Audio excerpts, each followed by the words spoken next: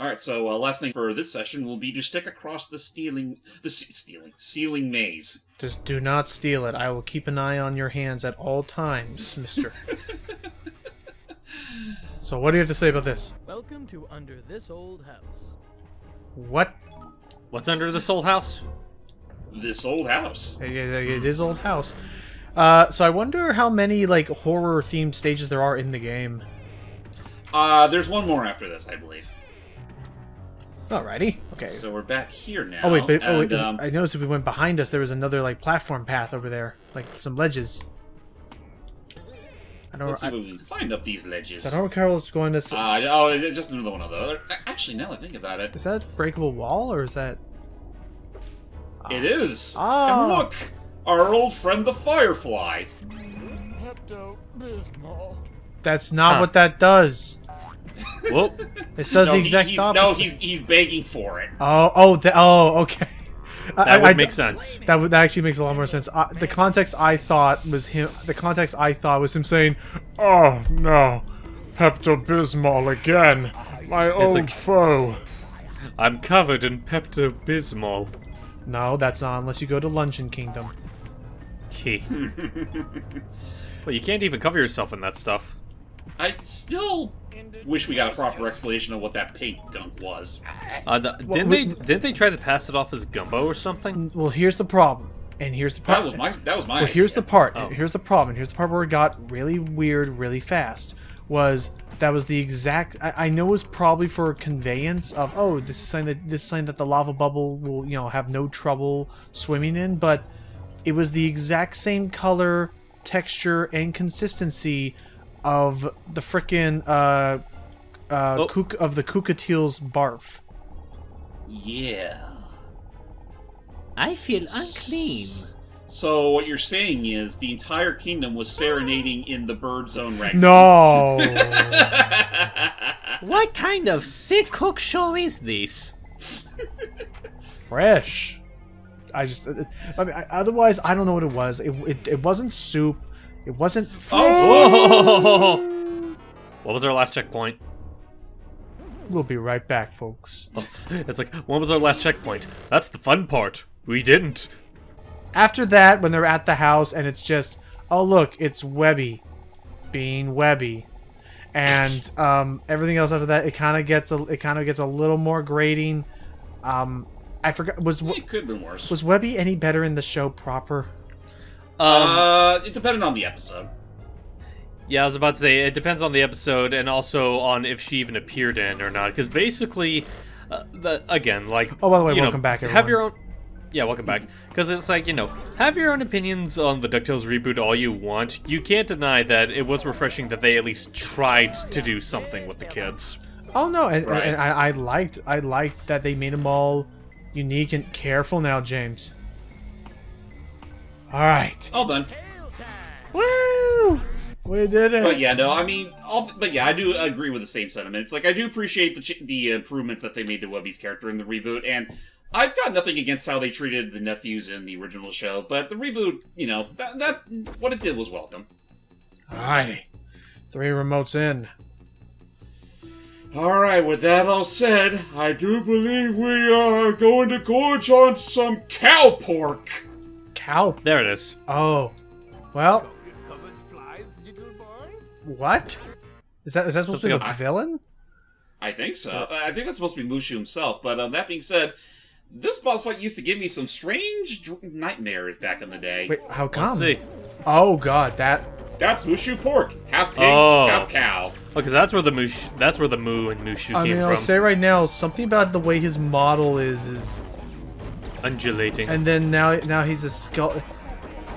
I'll admit, there's definitely something about this that looks a little unsettling. Oh boy. So the big gimmick with Mushu pork here is that obviously you want to go running around the conductor and zap them. Now the big trick to this though is that the further along the fight you go, you kind of have to play. You really got to keep close to Mushu, otherwise he'll realize what you're doing and go the other way. Oh, and try to catch you around. So you do okay. So like this. Like I'm already out here, but he's not budging because he knows what I'm trying to do to him. And he's gonna keep shocking us. So at that point, just keep close to him. So it's less a chase and more so an escort around this place. Right, and if you move too fast, he'll literally go the other way. But that being said, that's it. Nice. Oh gosh. Oh boy. Good. Don't worry, everybody. He was made of porcelain all along. Porcelain. Porcelain. Ha. All right, another boss, another hub down. Well, that's a dish of pork that Guybrush Threepwood will never touch. Never Yep. again. So now I guess wonder which hub is unlocked next. Let's see. Oh, well, we have actually unlocked our first bonus level. The prehistoric history channel. And we've also unlocked the other side of the hub. Okay. Oh, that's right. The bonus stage is on top of the archway. You know what? It's only one remote we have to really worry about. And if you know what you're doing, that remote's all you really need to worry about. So let's go ahead and take care of our first bonus sequence. So the bonus levels each only have a single remote to them. With the exception of the last one. Okay. That one gives you 2. All right, then. Anyway, welcome to the Prehistory Channel. Today's episode, Lava Dava Doo. It's tail time. Oh yeah, it's tail time. Yeah, that time. Or Lava Dabba Doo. Ha! Navigate the river of fire. So yeah, like I said, when it comes to the bonus levels here, you just have to worry about the road remote. You don't have to worry about collecting the collectibles for... This is where Tarzan comes for a schwitz. Your nose. Yeah, there's a bone in it, just like typical caveman. Unga bunga. You like? What bone? But yeah, as I was going to say, no hidden you just have to remotes, worry no about the road remote. collectibles, yeah. There's no bonus or secret remote in these bonus levels. Okay, just straight on forward. You only get the collectibles if you cared about your lives. Which, I mean, apart from the haunted house antics, the game hasn't been seeming too hard or too difficult to lose lives yet. Not really, and I mean a part of that is also does help that I actually did my practice, so I'm not really exactly like fumbling all over the place because of the janky camera. Oh, by the way, Logan, does any bit of this music sound familiar to you? Falling rock. This sounds very familiar. Hey DK, get a load of this! Oh my gosh, is this actually like? Oh, that's the music, the song that guy used for his animation. Oh my gosh, that's the whole. Oh, wow. Something about stopping the meds over at Chickamauga. Chasing the feds out of Chickamauga. Oh, good. Huh? Yeah. Out of all the jeez, out of all of the cursed / adult jokes that could have been made with that, I actually did not mind that.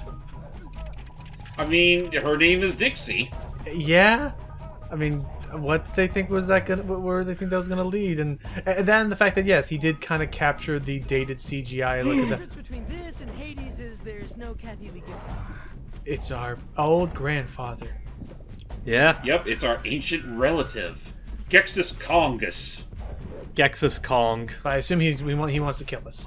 Yes, and apparently his tail has a mind of its own. Oh, Jesus and it Christ! killed us. Jeez. I knew the past would come back to haunt him. In a matter of speaking. That being said, we'll be right back. Yeah, I know he did do like I want to say he did at least 1 or 2 shots for the Dover reanimated stuff, because I know like Flippin' Ding Dong's definitely a fan of like that era of animation. He did that shot, and then the other shot he did was when, as opposed to cranking the car, he was pumping it up with an air pump very, very quickly. Right. There's a lot. The Dover Boys reanimated was fun. Like, if you have a good amount of quality people working on that, a reanimate can be a lot of fun. The Curse of the Cowardly Dog one was also definitely. very interesting. That was fun. Yeah. Of course, everyone loves the Kirby one. I enjoy the Kirby That one one. was good. I'm really wondering when that DK one's gonna be finished, because that looks like a lot of fun. I'm surprised it hasn't even been finished by now. The WarioWare Gold one, I'm just gonna say right now, the WarioWare Gold one could have been better. That one was pretty underwhelming. It needed more That one animation was- work. More animation and more people to help with it, Right. because they didn't even cover all the cutscenes. Nope, and I think Yeah. I think a lot of people shared a lot of work on it. What else did I remember seeing? I think someone was going to do something for Sonic X at one point. Was it the baseball episode? Someone already. no, someone already did. It was the episode with Sonic and Knuckles fighting. Oh, right, at the lake. Mm-hmm. Okay. Do you think of any other reanimators that we... I know there's... I think... Good. I know there's currently one being done for Sonic ZAM. Luckily, a skull ref came by. Checkpoint! skulls is bad medicine. What Well, else? these skulls were good medicine for me. Oh, that's right. No, that actually reminds me. They did what they did one for the Super Mario World show. Right, Mama Luigi. Classic. Which, yes, the look on Luigi's face was so much more dynamic for the... Yeah. Also, one that I've seen bits of it, and I'm surprised that they're actually doing it. Apparently, they're doing like something akin to a reanimated, but it's called like I think it's called a re-illustrated of like the very, very first like Archie Sonic issue. You know, back when it was more heavily inspired by SatAM. Oh yeah, isn't Andrew Dickman in charge of that one, or did he partake in it? Because I know he's one of the artists. I know he at least partook in it. I want to say Wrongs is also a part of it. Doesn't this, I believe so. Doesn't this mean they have to confront the... Ooh. I will at least let the flower survive. Doesn't that mean that they have to confront the penders in the room? Well, this was the comic in question was Pretenders. Oh. Right, because like Penders was at least a good few years into the comic. Which, oh boy, do not look up Penders right now. He's been getting up to some wacky, horrible shenanigans. Oh yeah, just like I'm not gonna go into like the gritty details. I'll tell James after the recording, but it's yeah. He's definitely kind of in the he's definitely in that scenario where he's really just trying to chase after whatever sort of like to him there's no such thing as bad press. Like if he has infamy, then he's gonna try and use that to try and make a quick buck off of it. Pretty much. About as much. Okay, well, okay. I mean, okay, the part I can say is, wasn't it that he tried to turn Scourge or something into an NFT? Basically, he tried to take the Sonic characters that he did own, which thankfully the ones he owns are the ones people don't care about, and try to turn them into NFTs. And I know that he also was the one who simultaneously hated Sonic Chronicles, but then tried to, after the fact, ape on it by saying, "Oh, by the way, that's actually Julie Sue all along." And people are like, wait, even though they look nothing alike. Even though they look nothing alike, and people are like, "You mean the thing that you hated because it didn't involve you? You're actually now trying to claim ownership over?" Like, yeah, it's like he's a sad sack, and more on that later. For now, Lava. Oh, jeez. Yeah, no, even the music's really starting to kick up, considering we're pretty much at the last stretch of the level. So these bonus levels are usually harder in difficulty than the other ones altogether? Slightly harder, yeah, but honestly not too, nothing too outrageous compared to what you'll experience naturally. You know what I think would make a nice bit of platform utility? Huh. What's that? Is if the tail attack that he does, if you use in the air, it can kind of stall you for a bit.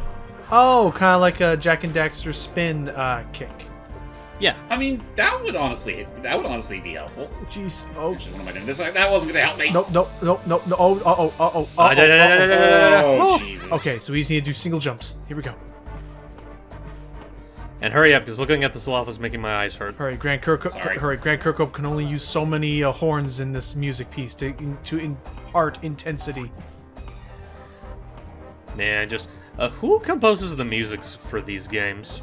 I do not know the name. Actually, this sounds less Grant Kirkhope and more David, like you said, David Wise from Donkey Kong. Kind of. I mean, honestly, what I was also thinking of was like a more whoever did the TV box compositions. Thank you. Whoever did the music for Superman 64. Oh, I can see that. Anyway, did you solve the maze, Gex? There you go. Well, that's what I call getting some tape. Get in there. Yeah, singeing it to freaking crisp. Ah, man, we almost got enough of the construction dinos. Well, one remote in, as James promised, and we are ready to take a break. Yeah, sorry for that being a slightly longer session, but we're pretty much 2/5 of the way there. Awesome. And we already unlocked the other hub. Okay. Oops. All right, so that means we're basically 2 sessions away from knocking this sucker down. 2 or 3, give or take. Okay. But that all said and done, ladies and gentlemen, we'll see you all next time for some deep space shenanigans and maybe a trip back to Toonville. Stay tuned. My life is a space opera. It's tail time!